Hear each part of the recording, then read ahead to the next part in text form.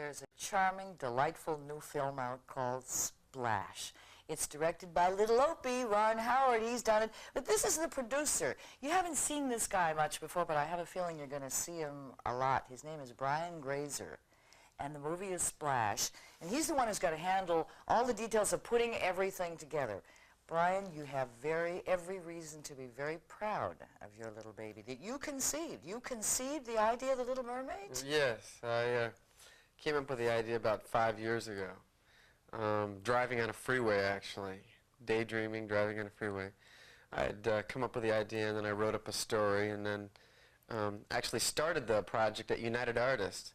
And 8 management changes later between United Artists and the Ladd Company, and then finally at Touchstone or Disney, the movie's been made, and you saw it. And it took 4 years from start to finish. It takes that long to really get something into the mix. Well, this took a little bit longer than most movies. A Night Shift, which I produced, didn't take quite as long. It happened a bit faster.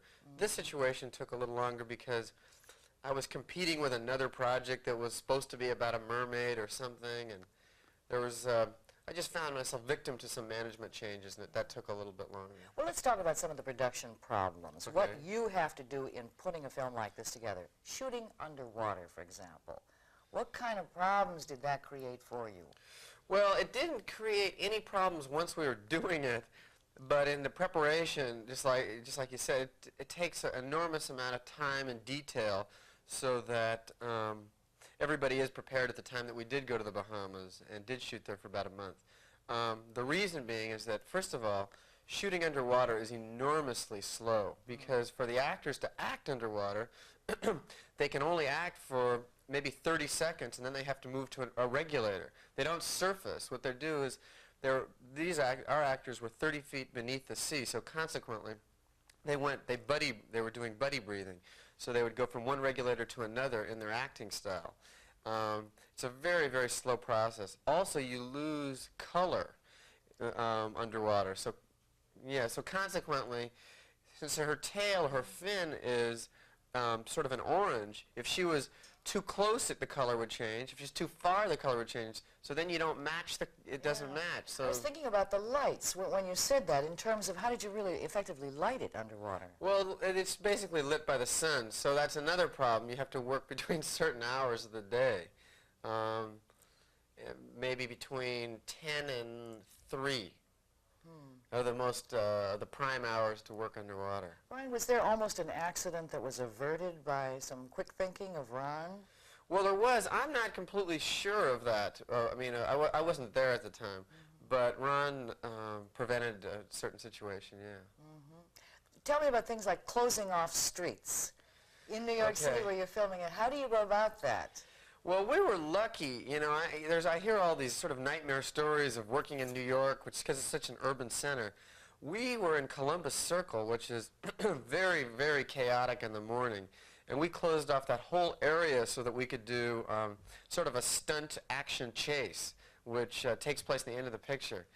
It's real hard. What you have to do is you have to get complete cooperation from the police department.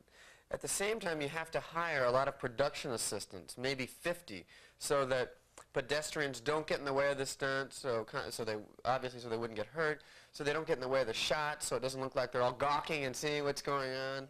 And so it involves a lot of people and a lot of coordination just to do something, once again, that is a very short time in the movie. Now, when you have a scene right in front of Bloomingdale's, the crush of people that is there, are those all extras? No, to be quite honest, those people weren't extras at all. They were, the shot that you're talking about when Daryl Hannah, the mermaid, enters into Bloomingdale and you hear that music, that driving music saying, "This is New York City," that was sort of a long or wide shot, and those people weren't extras at all. They weren't paid. They were just... And they don't turn around and go, "Hey, ooh, there's a camera over there, look at it." Oh, don't you have those people to have to worry about? Well, they didn't know. In that shot that you're talking about, they did not know that they were on camera because the shot was so wide, and you don't see their faces. It wasn't distinct. You could not distinguish their faces. Do you have to get clearance by these people at all for using them in a crowd scene? Well, no, you didn't. I have a feeling. I'm not sure. Well, we'll worry about that later because you haven't seen it yet. What about the ice skating rink? Didn't you have to build the Rockefeller Center ice skating rink somewhere else? Yeah, we did. We built it just adjacent to the Plaza Hotel. That was our biggest problem. Our biggest hassle was this ice skating rink because it was so important to the story. Our movie, we wanted to create romance, and we just didn't see that roller skating or anything could substitute for the feeling of ice skating and the romance that comes from that. We wanted to use Rockefeller Center, and we planned, and we talked to these people and everything. We came into town. We completely came into town at a certain date to use Rockefeller Center. What ended up happening is they tore it down the time we got here. So we were in trouble, and we built an ice skating rink. Madison, would you marry me?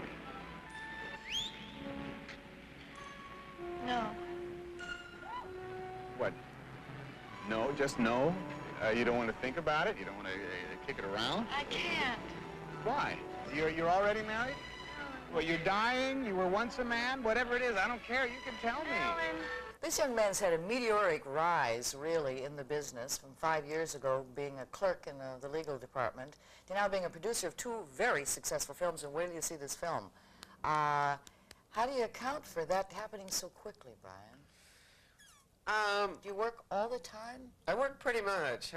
I do live a very sort of dichotomized life where I work, you know, from 7 in the morning till 7 or 8 at night, and then after that I don't think about work at all. I'm pretty much at home or with my wife and relaxing, but in other You words... don't bring those problems home with I don't you? bring them home. I decided... How can you separate that? I don't know. I'm just very deliberate about it.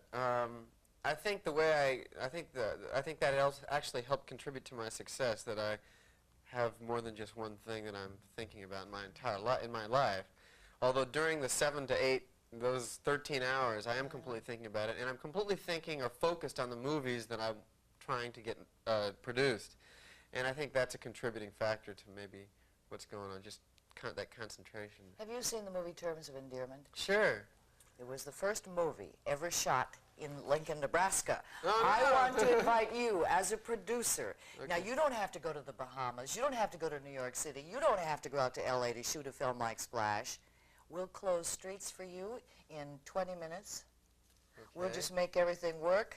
So the next time you want to consider a film, you come to Lincoln, Nebraska. Okay. 'Cause you're on your way up.